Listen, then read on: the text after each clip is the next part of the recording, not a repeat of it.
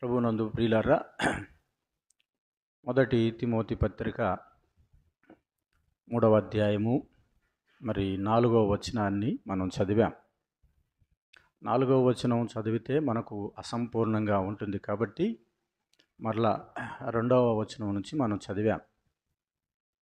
కారణం ఏమిటంటే అక్కడ అధ్యక్షుడగువాడు వారి యొక్క లక్షణాలు దాదాపు 12 లక్షణాలను మనం జ్ఞాపకం చేసుకుంటూ వచ్చాం.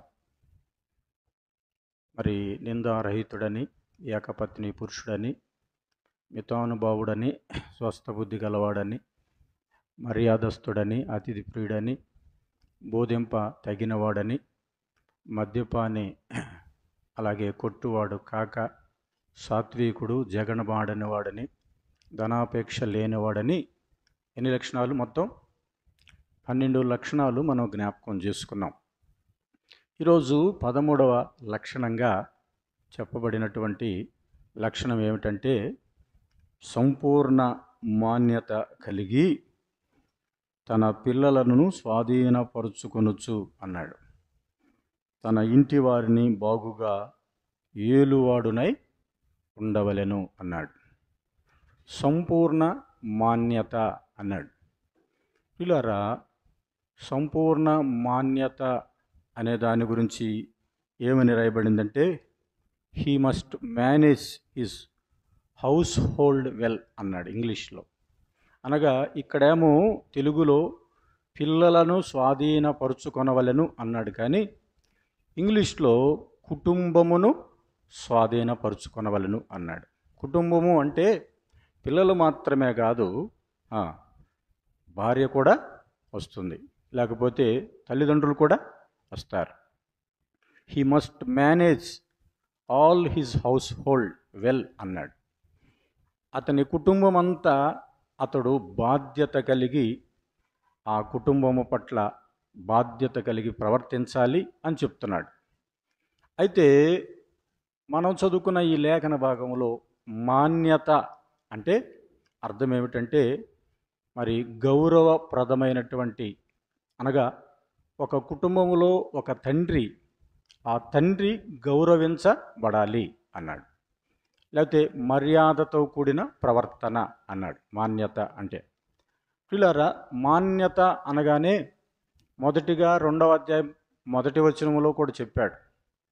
ఏమన్నాడు? మనము సంపూర్ణ భక్తి మాన్యత కలిగి అన్నాడు. అక్కడ సంపూర్ణ భక్తి మాన్యత అన్నాడు, ఇక్కడైతే సంపూర్ణ మాన్యత అన్నాడు. అక్కడ చెప్పబడినటువంటి వ్యక్తులకు ఎవరికి చెప్పాడంటే సంఘానికి చెప్పాడు. అక్కడ సంఘములో స్త్రీలైనా పురుషులైనా చిన్నలైనా ఎవరైనా కూడా సంఘముగా పిలువబడుతున్న వారికి వారిని హెచ్చరిస్తూ చెప్తున్నాడు. వారు ఏమి చేయాలి అంటే ప్రార్థనలు, విజ్ఞాపనలు, యాచనలు వారు చెల్లించాలి, కృతజ్ఞతాస్తుతులు వారు చెల్లించాలి అని చెప్పాడు. ఇప్పుడైతే గృహ నిర్వాహకుడు లేకపోతే అధ్యక్షుడు లేక సంఘ పెద్దగా పిలువబడుతున్నటువంటి ఈ వ్యక్తి మాన్యత కలిగి తన పిల్లలను సంరక్షించాలి అన్నాడు. లీడర్షిప్ కుటుంబములో కానీ సంఘములో కానీ ఎవరిదంటే పురుషునిదే అయి ఉంటుంది. కాబట్టి వారు ఎలా ప్రవర్తించాలి అంటే మాన్యత కలిగి తన కుటుంబాన్ని లేకపోతే తన పిల్లలను సంరక్షించాలి అని జ్ఞాపకం చేస్తున్నాడు. ప్రియులారా, ఉదాహరణకి గురుత్వాకర్షణ శక్తి అని మనం వినుంటాం. గురుత్వాకర్షణ శక్తి అంటే భూమి మీద ఒక వ్యక్తి ఎంత ఎత్తు ఎగిరినా అతడు క్రిందకే వస్తున్నాడు. కారణం ఏమిటంటే భూమికి ఉన్న ఆకర్షణ శక్తి, దానినే గురుత్వాకర్షణ శక్తి అని అంటున్నాం. భూమికి చుట్టుపక్కల భూమి చుట్టూ ఉన్న వ్యాసార్థములో ఎంత దూరమైనా సరే, అనగా దాదాపు కొన్ని వందల మీటర్ల దూరం వరకు ఆ ఆకర్షణ శక్తి ఉంటుంది. కాబట్టి ఆ భూమి ఏం చేస్తుందంటే ఎటువంటి దానినైనా లోపరుచుకుంటుంది అన్నాడు. అదే రీతిగా సూర్యుడు ఉన్నాడు. సూర్యుని చుట్టూ భూమి తిరుగుతూ ఉంటుంది. సూర్యుని చుట్టూ భూమి తిరిగితే అలా సూర్యుని చుట్టూ మొత్తం తిరిగి వచ్చే పాటికి ఒక సంవత్సరం, అనగా 365 రోజులు అవుతుంది. అనగా ఈ భూమి తన చుట్టూ తాను తిరగాలి, అలాగే సూర్యుని చుట్టూ కూడా తిరగాలి. అనగా సూర్యుని చుట్టూ తిరగటానికి, సూర్యుని చుట్టూ ఈ భూమి తిరుగుతుందంటే అర్థం ఏమిటి? దాని చుట్టూ, సూర్యుని చుట్టూ తిరగకపోతే మరి ప్రకృతిలో అంత వ్యతిరేకంగానే ఉంటుంది. కాబట్టి లోకములో కుటుంబము అన్నప్పుడు కుటుంబములో ఉన్న యజమాని చుట్టే అన్నీ ఉంటాయి, అన్ని పరిస్థితులు ఉంటాయి. పిల్లలు కానీ, భార్య కానీ, తల్లిదండ్రులు కానీ, ఒక యజమాని సంపాదించటములో కానీ, లేకపోతే వారి బాగోగులు కానీ, వారి ఆరోగ్యము కానీ, వారి ఆత్మీయత కానీ, పిల్లల యొక్క స్థిరత్వం కానీ, అన్ని విషయాల్లో బాధ్యత ఎవరు కలిగి ఉండాలంటే యజమాని కలిగి ఉండాలి అంటున్నాడు. అంటే అదే రీతిగా సంఘములో బాధ్యత ఎవరిదని చెప్తున్నాడు? గృహ నిర్వాహకులుగా, సంఘ పెద్దలుగా, అధ్యక్షులుగా ఉన్నవారు, వారు తమ బాధ్యతలు ఎవరి పట్ల, అక్కడ ఏమని చెప్తున్నాడు? పిల్లలను సంరక్షించాలి, లేకపోతే పిల్లలను స్వాధీనపరచుకోవాలి అన్నాడు. పిల్లలు అనగా ఆత్మీయంగా మనం ఆలోచన చేస్తే పిల్లలు అనగా విశ్వాసులు పిల్లలు. స్వాధీనపరుచుకోవాలి అంటే అర్థం ఏంటంటే వారు వారి ఆధీనములో ఉండాలి, వారు వారి మాట చొప్పున నడుచుకోవాలి. సంఘములో ఉన్నటువంటి పెద్దల యొక్క ఆలోచన, లేకపోతే గృహ నిర్వాహకుల యొక్క ఆలోచన, లేకపోతే కాపరుల యొక్క ఆలోచన ప్రకారము సంఘములో ఉన్నటువంటి పిల్లలు అనగా వారిని ఏం చేయాలి అంటున్నాడు? స్వాధీనపరుచుకోవాలి అన్నాడు ప్రియులారా. అనగా కొన్నిసార్లు ఇంటిలో వారి పిల్లలు తల్లిదండ్రుల యొక్క మాట వినరు. అందుకే చెప్తున్నాడు ప్రత్యేకంగా, తల్లిదండ్రుల మాట పిల్లలు వినకపోతే అట్టివాడు. ఒకవేళ అలాంటి వ్యక్తి, తల్లిదండ్రుల మాట వినని వ్యక్తి ఎలాంటి వాడు అయి ఉంటాడు చెప్పండి? ఒక రకంగా అవిశ్వాసి వంటి వాడే, తల్లిదండ్రుల మాట విననివాడు. ఒక వ్యక్తి తన కుటుంబములో ఏలుబడి చేయలేకపోతున్నాడు. కారణం ఏమిటంటే పిల్లలు తిరుగుబాటు చేసేవారై ఉన్నారు అనుకోండి. ఎక్కడైనా కుటుంబములో అలాంటి పరిస్థితి ఉంటే ఏం చేయాలి? ఆ పిల్లలను సంరక్షించాలి, పిల్లలను స్వాధీనపరుచుకోవాలి. యోబు కుటుంబాన్ని మనం జ్ఞాపకం చేసుకుంటే, యోబు యొక్క పిల్లలు, కుమారులు కానీ కుమార్తెలు కానీ, ఆ కుటుంబం యోబు యొక్క ఆధీనములో ఉన్నది. యోబు యొక్క ఆధీనములో దాదాపుగా యోబుకు శ్రమ రాకముందు వరకు మరి యోబు భార్య కూడా ఎలా ఉన్నది? యోబు మాట వింటూనే ఉన్నది. అంటే యోబు ఏం చేస్తున్నాడు? తన కుటుంబం కోసం తన కుటుంబాన్ని స్వాధీనం చేసుకుంటున్నాడు. ఎలాగా? వారికి దేవుడు అంటే ఏమిటో తెలియజేస్తున్నాడు. ఒక వ్యక్తి ముందుగా కుటుంబములో యజమాని, అతడు నీతిమంతుడుగా ఉన్నాడు, అతడు రక్షణ పొందినవాడుగా ఉన్నాడు, అతడు విశ్వాసిగా ఉన్నాడు. ఒకవేళ సంఘములో నాయకుడుగా, సంఘ పెద్దగా, గృహ నిర్వాహకుడుగా ఉన్నాడు. ఉన్న వ్యక్తి ఇప్పుడు ఆ కుటుంబాన్ని స్వాధీనపరుచుకోవాలి అంటే అతడు ఏం చేస్తున్నాడు? యోబు 5వ వచనం 1వ అధ్యాయంలో అనుదినము తన కుమారుల నిమిత్తము ఏం చేస్తున్నాడు? బలి అర్పించుచూ ఉన్నాడు అన్నాడు కదా. బలి అర్పిస్తున్నాడు. వారి పిల్లల విషయంలో జాగ్రత్త కలిగి ఉన్నాడు. పిల్లలు పాపం చేశారేమో అంటున్నాడు. పాపం చేశారు అని అంటలేదు కదా. పాపం చేశారేమో ఎవరికి రావాలి ఈ ఆలోచన చెప్పండి? యజమానికి రావాలి ముందు. యజమానురాలు లేకపోతే ఇంట్లో వాళ్ళు ఇంకెవరైనా ఉండని, కానీ మొట్టమొదటి బాధ్యత ఎవరికి ఉండాలి? యజమానికి ఉండాలి. యజమాని పిల్లలను సంరక్షించేవాడుగాను, పిల్లలను స్వాధీనపరుచుకునేవాడుగా ఉంటున్నప్పుడు ఏం చేయబడాలంటే వారు ఏం చేస్తున్నారు అనేది గమనించాలి, వారి ప్రవర్తనను గమనించాలి. వారిని గమనించినప్పుడు ఏం చేస్తున్నాడు? వారి పాపాన్ని బట్టి ప్రాయశ్చిత్తం జరగాలని బలి అర్పిస్తున్నాడు. కాబట్టి నాయకుడుగా ఉన్నటువంటి వ్యక్తి సంఘములో పిల్లలు అనగా విశ్వాసులు ఏదైనా పొరపాటు చేస్తున్నారేమో అని ఏం చేయాలి? వారి విషయంలో బాధ్యతను కలిగి ఉండాలి. అనగా అది ప్రార్థన అనేటువంటి బాధ్యత కావచ్చు, హెచ్చరిక అనే బాధ్యత కావచ్చు. ఆ బాధ్యత కలిగి వారిని స్వాధీనపరుచుకునే అనుభవంలో ఉండాలి. నిజానికి పిల్లవాడు తిట్టుబోతో, తిరుగుబోతో, త్రాగుబోతో, కొట్టువాడో, లేకపోతే వేరే వేరే రకాల లక్షణాలు యెషయా గ్రంథం 50వ అధ్యాయంలో చెప్పినట్లుగా ప్రభువుకు యెహోవా వినుబుద్ధి పుట్టింపగా అన్నాడు. అక్కడ తండ్రి ఆ కుమారునికి వినే బుద్ధి పుట్టించాడు కాబట్టి ఆ కుమారుడు విన్నాడు. ఆ కుమారుడు తండ్రికి విధేయత చూపించాడు. తండ్రి ఆజ్ఞ లోబడ్డాడు అని రాయబడింది అక్కడ. ఆయన మాటకు నేను ఎదురు చెప్పలేదు అన్నాడు. అనగా ఆ తండ్రికి ఈ కుమారుడు లోబడి ఉన్నాడు. అనగా ఏమై ఉంది? అలాగే లోకములో ఉన్నటువంటి ఒక తండ్రి తన కుమారుని విషయంలో ఏం చేయాలంటే స్వాధీనపరుచుకోవాలి. అది వారిని ఎలా స్వాధీనపరుచుకుంటాం? వారు కొన్నిసార్లు మాట వినని వారుగా ఉంటారు. మాట వినని వారుగా ఉంటే సంఘ పెద్దగా ఉన్నటువంటి వ్యక్తి ఏమనుకోవాలంట?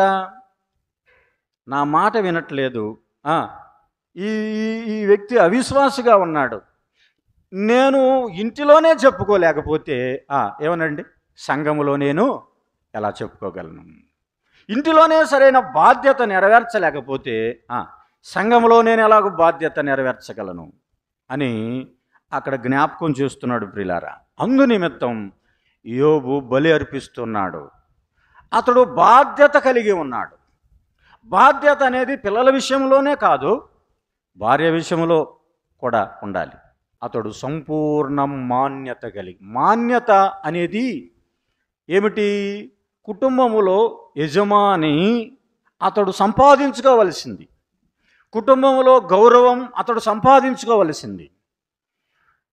తండ్రి యొక్క బాధ్యత, యజమాని యొక్క బాధ్యతను బట్టి అతడు గౌరవించబడాలి. ఇంటిలో కొన్నిసార్లు కుటుంబంలో భార్య ద్వారా గౌరవం రాదు, పిల్లల ద్వారా కూడా గౌరవము రాదు. బాధ్యత రాహిత్యంగా ప్రవర్తించేవారు ఉంటారు. అయితే ప్రియులారా, ఏమని జ్ఞాపకం చేస్తున్నాడంటే పిల్లలను సంరక్షించాలి ఒక బాధ్యత కలిగినటువంటి ఒక పురుషునిగా. ఒక రకంగా చెప్పాలంటే ఒక తోటమాలి ఉన్నాడు.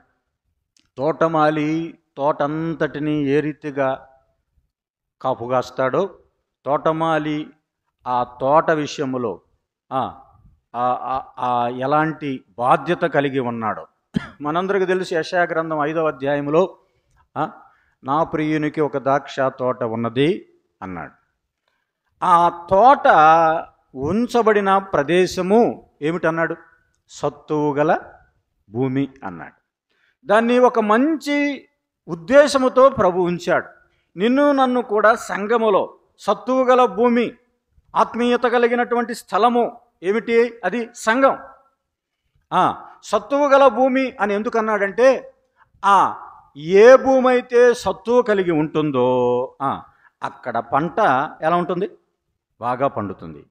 ఏ భూమి అయితే సత్తువు కలిగి ఉంటుందో అక్కడ మంచి ఫలాలు ఫలిస్తాయి.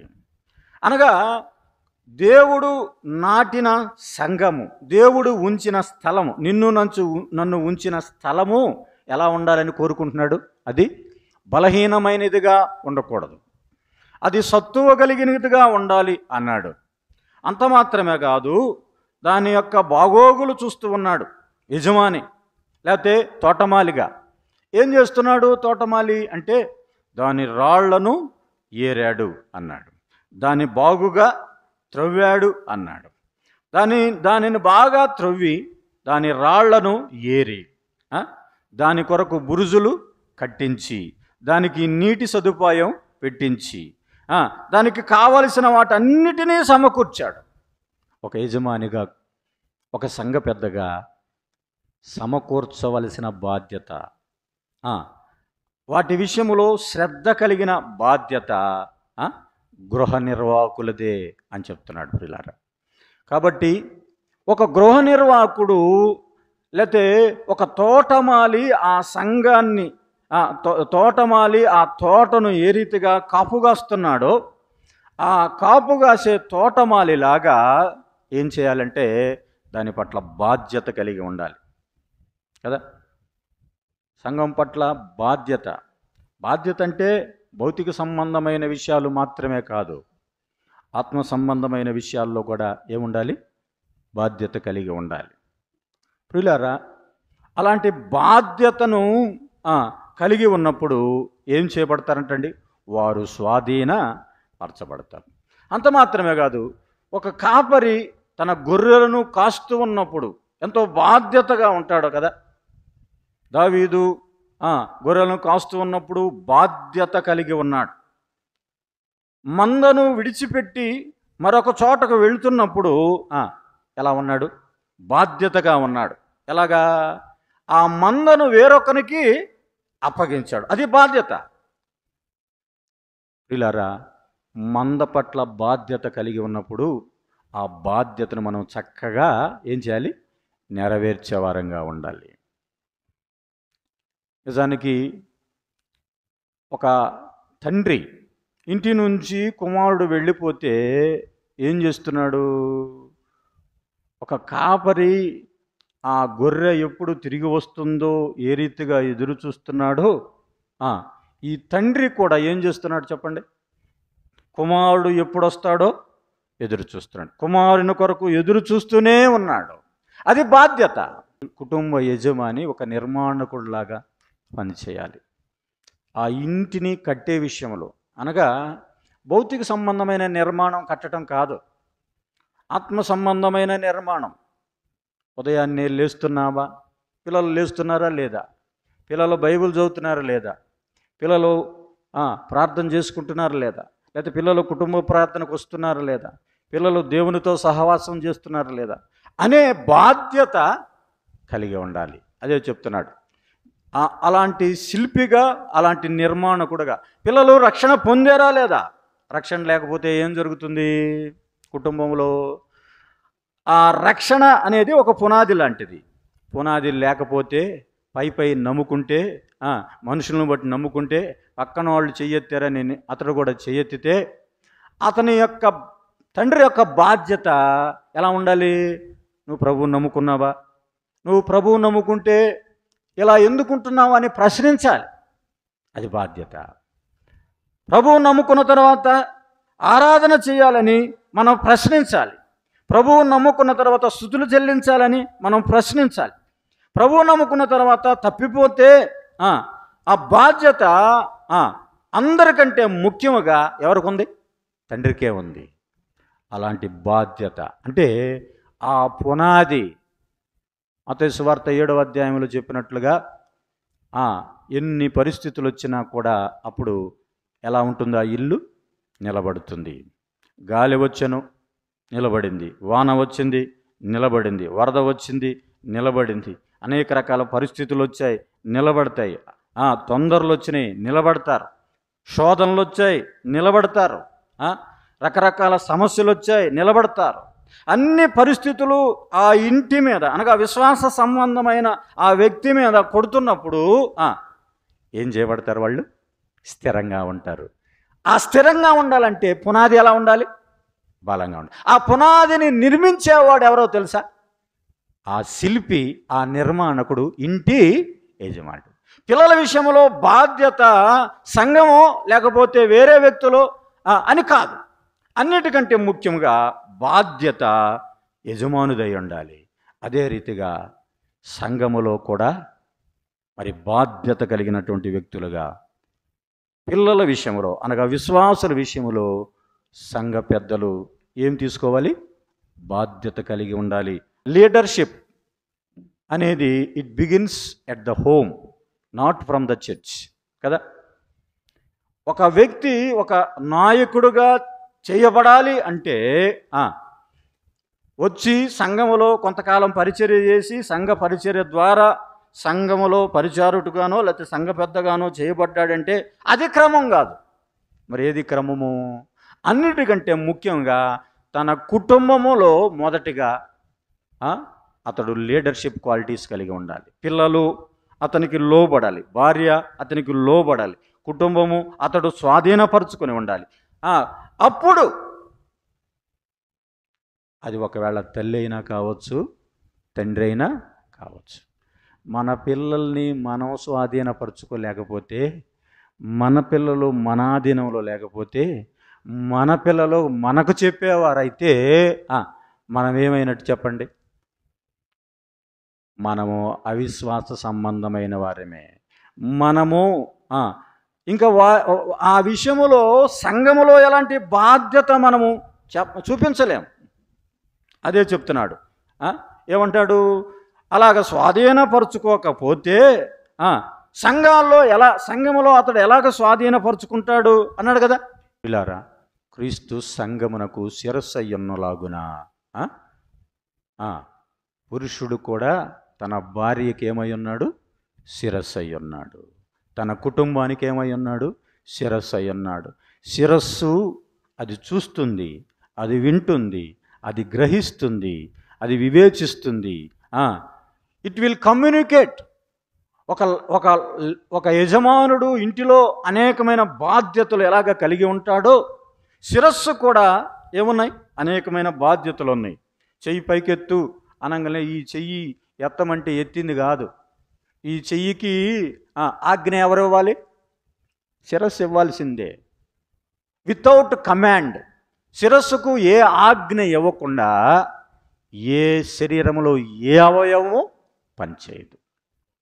ఒకవేళ శిరస్సు లేని మొండెం ఉందనుకోండి, ఏమైనా పనిచేస్తుందో చెప్పండి? శిరస్సు లేకుండా ఏ అవయవం పనిచేయదు. పిల్లారా, కాబట్టి శిరస్సు అనేది చాలా ప్రాముఖ్యమైనది. అందుకే చెప్తున్నాడు.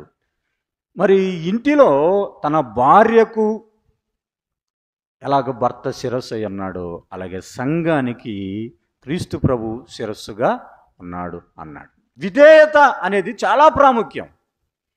ఎక్కడ? సంఘములో. పిల్లారా, భౌతికంగా మనము బయటికి వెళ్ళి బాబు నువ్వు అట్ట చేస్తున్నావు, ఇట్ట చేస్తున్నావు, అది ఇది అని మనం మాట్లాడామనుకోండి, ఒకవేళ వాళ్ళు అది నా ఇష్టం, నేను ఏమైనా చేస్తాను అనొచ్చు. అదే సంఘములో అలాగ మాట్లాడటానికి వీల్లేదు. కారణం ఏమిటి? సంఘము అది ఆత్మీయమైనది. సంఘముగా మనం ఇక్కడ చేరుకున్నాం, కూడుకున్నాం. ఇది క్రీస్తు ప్రభు యొక్క కన్యకగా ఇది ఉన్నది. దీంట్లో ఏముండదు? కలంక్షం కానీ, ముడత కానీ, మచ్చ కానీ, డాగు కానీ, అపవిత్రత కానీ ఏమీ ఉండకూడదు. అవిధేయత అసలు ఉండకూడదు. కాబట్టి విధేయత మనం చూపించాలి. క్రీస్తుకు మనం విధేయత చూపించాలి. ఆయన పట్ల, ఆయన కార్యాల పట్ల, ఆయన పని పట్ల మనము ఏం చూపించాలి? విధేయత చూపించాలి. సంఘముగా మనము అన్ని విషయాల్లో విధేయత మనం చూపించాలి. ఒకటి అక్కడ కుటుంబాన్ని స్వాధీనపరుచుకున్న ఇంటిలో ఏముంటుందన్నాం? విధేయత ఉంటుంది అన్నాం. రెండవదిగా ఇక్కడ ఏం చెప్తున్నాడంటే సన్మానము అనేది ఉండాలి, అనగా గౌరవం. సంఘములో ఏముండాలి చెప్పండి? గౌరవం ఉండాలి. ఒకరి పట్ల ఒకరికి మనం ఏం చూపించాలి? గౌరవం చూపించాలి. అన్నిటికంటే పెద్దల విషయాల్లో మనం ఎలా ఉండాలి చెప్పండి? గౌరవం. విధేయత అనేది సంఘములో ఉండాలి, ప్రేమ అనేది సంఘములో ఉండాలి, సన్మానం అనేది సంఘములో ఉండాలి అని జ్ఞాపకం చేస్తున్నాడు.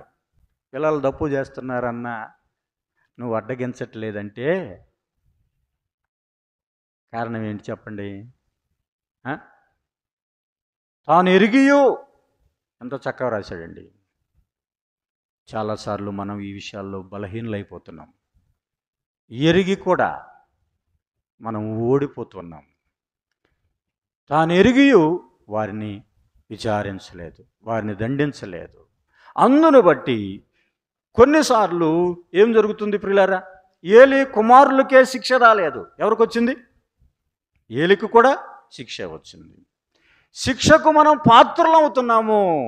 దేన్ని బట్టి? ఎరిగి చెప్పకపోతే. పిల్లలు తప్పు చేశారని, పిల్లలు తప్పు మార్గంలో నడుస్తున్నారని, పిల్లలు అవిధేయత కలిగి ఉన్నారని మనం ఎరిగాం. అయినా కూడా మనము చెప్పలేనంత బలహీనమైన స్థితిలో మనం ఉన్నప్పుడు ఏమంటున్నాడండి? ఆ శిక్ష అక్కడ కింద చెప్తున్నాడు, గనుక అతని ఇంటికి నిత్యమైన శిక్ష అన్నాడు. ప్రియులారా, ఏమన్నాడండి? నిత్యమైన శిక్ష. ఎరిగి తప్పు ఎరిగినా కూడా మనం అనేక సార్లు అడ్డగించలేకపోతున్నాం. దావీదు చేసినటువంటి పని వలన కుమారులు భ్రష్టులైపోయారు. అమ్నోను భ్రష్టుడైపోయాడు, అబ్షాలోము భ్రష్టుడైపోయాడు, అలాగే అదోనియా కూడా భ్రష్టుడైపోయాడు, అలా ఆఖరికి సొలొమోను కూడా భ్రష్టుడైపోయాడు. చూసారా ఎంత భ్రష్టత్వమో? కారణం ఏమిటంటండి? పిల్లలను స్వాధీనపరుచుకోలేకపోవటమే. అలాగే సంఘములో మనము వారిని స్వాధీనపరుచుకునే వారంగా మనం ఉండాలి. విశ్వాసులను మనము స్వాధీనపరుచుకునే వారంగా మనం ఉండాలి అని జ్ఞాపకం చేస్తున్నాడు. Now I am asking one question, are you neglecting your children? నీవు నీ పిల్లల విషయంలో అశ్రద్ధ చేస్తున్నావా? వారు ఏం మాట్లాడినా పర్వాలేదులే అన్నట్లుగా నువ్వు ఉంటున్నావా? ఆలోచన చేయండి పిల్లరా. అలాంటి సమయంలో కుటుంబము దెబ్బతినిపోతుంది, కుటుంబం ఫెయిల్ అయిపోతుంది, లీడర్షిప్ ఇంకేం ఉండదు. కుటుంబంలోనే ఒక నాయకత్వం అనే లక్షణం నీకు లేకపోతే, కుటుంబంలోనే నీకు స్వేచ్ఛ లేకపోతే, కుటుంబంలోనే నువ్వు సరిగా మాట్లాడలేని స్థితి నీకు లేకపోతే కారణం ఏమై ఉండొచ్చు? ఒకవేళ మనము కూడా బలహీనులమై ఉండవచ్చు. అంతే కదా? దావీదు బలహీనుడు కాబట్టే అమ్నోనును అబ్షాలోము చంపినప్పుడు ఎందుకు చంపేమని అడగలేదు. ఎందుకని? దావీదు కూడా ఏం చేశాడు? హత్య చేశాడు. అదే రీతిగా అమ్నోను పాపం చేసినప్పుడు, తామారు విషయంలో పాపం చేసినప్పుడు దావీదు మారుమాట మాట్లాడలేదు. కారణం, దావీదు కూడా పాపం చేశాడు. పిల్లల విషయాల్లో కొన్నిసార్లు మనం బాధపడతాం, కానీ మనము బాధపడితే ప్రయోజనం లేదు. వారిని మనము స్వాధీనపరచుకోవాలి. పిల్లోడికి టీకా వేస్తే నొప్పి ఉందని చెప్పి వద్దులే అయ్యా అని అంటాం మనం? అనం. ఎందుకని? అది వేస్తే వృద్ధాప్యం వరకు ఆ చిన్న వయసులో వేసినటువంటి టీకా ఏం చేసిద్ది? ఆ అనారోగ్యం రాకుండా కాపాడుతుంది. చిన్నప్పుడు, ఇప్పుడు టీకాలు వేయట్లేదు కానీ పోలియో డ్రాప్స్ వేస్తున్నారు, పోలియో రాకుండా. వద్దులేయా చేదుగా ఉంటుంది, వద్దులేయా మింగలేకపోతున్నాడు అని మనం వదిలేస్తే నష్టం. కాబట్టి పిల్లలను మనం స్వాధీనపరచుకోవాలి అంటున్నాడు పిల్లారా. అబ్రహాము తన కుటుంబాన్ని స్వాధీనపరచుకున్నాడు. 18వ అధ్యాయం చూడండి, 18వ అధ్యాయం 19వ వచనంలో కదా ఆ మాట రాయబడింది. తను తర్వాత తన పిల్లలకు తన ఇంటి వారును నీతి న్యాయములు జరిగించుచు యెహోవా మార్గమును గైకొనుటకు ఏం చేశాడండి? అతడు వారికి ఆజ్ఞాపించాడు. నేనెరుగుదును అంటున్నాడు. దేవుడే సాక్ష్యం చెప్తున్నాడు. అతడు పిల్లలకు నేర్పించాడయ్యా ఏమిటి? భయభక్తులు. అతడు పిల్లలకు నేర్పించాడయ్యా ఏమిటి? నీతి న్యాయములు. పిల్లలకు నేర్పించాలి మనం. పిల్లలు తప్పిపోతుంటే మనం చూస్తూ ఉండకూడదు పిల్లరా. అర్థమైందా? అధ్యక్షుడగు వాడు ఏం చేయాలంటున్నాడండి? తన కుటుంబమును లేకపోతే తన పిల్లలను స్వాధీనపరుచుకోవాలి అని జ్ఞాపకం చేస్తున్నాడు పిల్లారా. పిల్లలను స్వాధీనపరుచుకుంటే ఏం చేస్తాం? ఇంటి వారిని బాగా ఏళ్తాం. ఇంటి వారిని బాగుగా ఏలకపోతే ఏమన్నాడు తర్వాత? సంఘమును ఎలాగ ఏలుబడి చేస్తారు అన్నాడు. కాబట్టి పిల్లల విషయాల్లో కుటుంబంలో మనం బాధ్యత కలిగి ఉందాం. ఆ బాధ్యతను బట్టి మనము సంఘములో కూడా అలాంటి బాధ్యతగా మనము జీవిద్దాం. ప్రభు ఈ మాటలు మన కొరకు దీవించునుగాక.